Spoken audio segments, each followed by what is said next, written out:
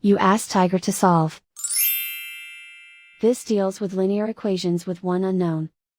The final result is x equals -6. Let's solve it step by step. Group all x terms on the left side of the equation. Subtract 4x from both sides. Simplify the arithmetic. Group like terms. Simplify the arithmetic.